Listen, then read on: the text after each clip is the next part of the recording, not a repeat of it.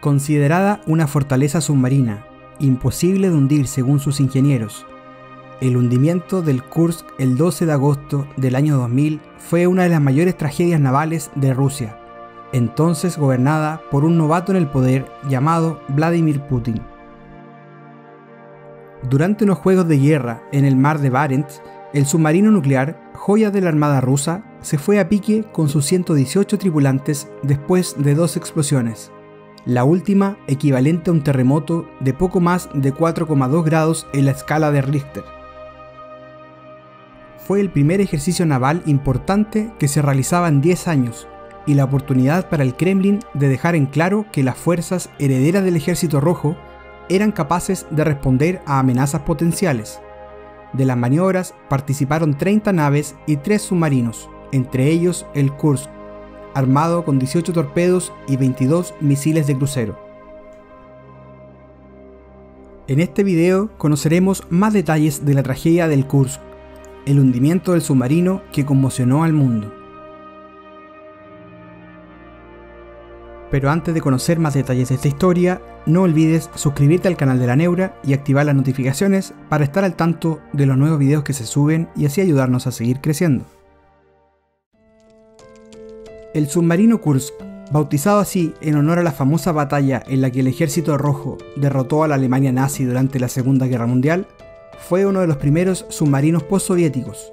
Con una eslora de 154 metros y un calado de 9 metros, el submarino nuclear K-141 Kursk fue parte de una flota militar con la que Rusia y un recién llegado Putin a la presidencia del país intentaban poner nuevamente a la nación en el mapa geopolítico. El K-141 Kursk era un submarino de la clase Oscar, considerados inhundibles por la ingeniería rusa, debido a su doble casco y otras características técnicas, y a la que pertenecía otra decena de naves que habían sido diseñadas durante los últimos años de la Unión Soviética. Con la idea de demostrar que no habían perdido su brillo, el ejército ruso decidió organizar, en agosto del 2000, la serie de ejercicios navales más grandes desde la caída de la Unión Soviética, ocurrida en noviembre de 1991. Se decidió utilizar como escenario el mar de Barents, en el norte de Europa. En este ejercicio, organizado durante el verano boreal, participarían además del Kursk, otros submarinos de la clase Oscar y otras embarcaciones militares. El primer día de ejercicios, el 11 de agosto del año 2000, todo salió bien. El submarino lanzó varios misiles de salva, en una demostración de que tenía la mejor tecnología para este tipo de disparos bajo el agua. Al día siguiente, hacia las 9 de la mañana, se le ordenó por radio al capitán Liachin que disparara 2 torpedos. Él, como lo había hecho el día anterior, ejecutó la orden junto a su tripulación. Lo cierto es que ni siquiera se lanzaron los 2 torpedos. Una fuga de peróxido de hidrógeno en un misil defectuoso causó un incendio en la sala de torpedos, que después causó 2 explosiones. Esa fue la última comunicación por radio. 2 explosiones de gran magnitud fueron registradas por sensores sísmicos instalados por Noruega y Estados Unidos, y tenían su origen en la misma localización donde estaba el submarino. La investigación final determinó que la primera explosión había causado serios daños en el puente de mando, lo que habría hecho perder el control del submarino y por eso comenzó a descender hacia el lecho del mar de Barents, a 100 metros de profundidad. 2 minutos y 15 segundos después, una segunda explosión destrozó la carcasa del submarino. Todo parecía perdido.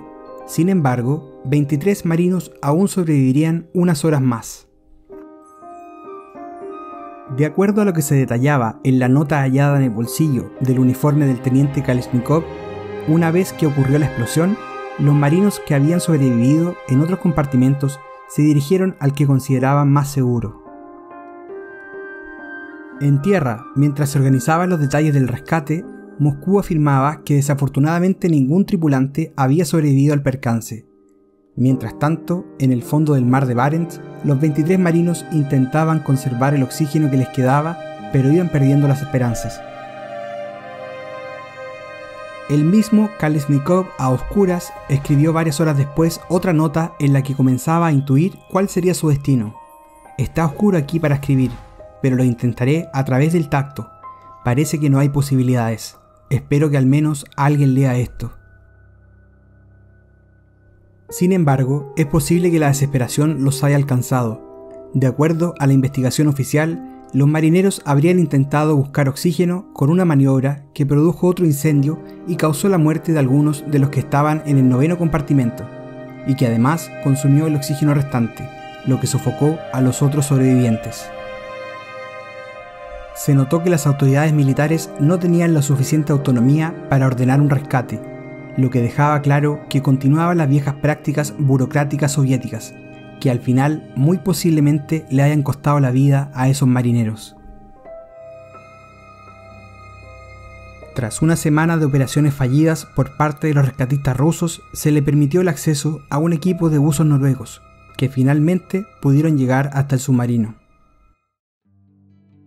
El hundimiento del Kursk mostró los grandes problemas que atravesaba el ejército ruso en aquel entonces: falta de financiación, militares no aptos para cumplir con sus funciones, comandantes que no estaban preparados para liderar naves tan complejas como un submarino nuclear.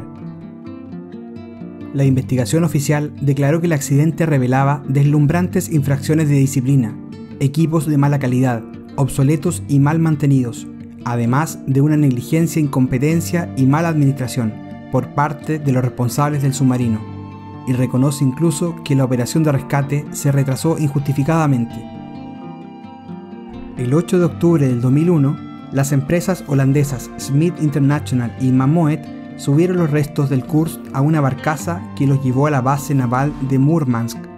El Kursk, de 154 metros de largo y casi 20.000 toneladas de peso, permaneció más de 14 meses en el fondo del mar y finalmente pudo ser reflotado. Fueron recuperados 115 cadáveres y no hubo ninguna persona en prisión por la muerte de los 118 marineros.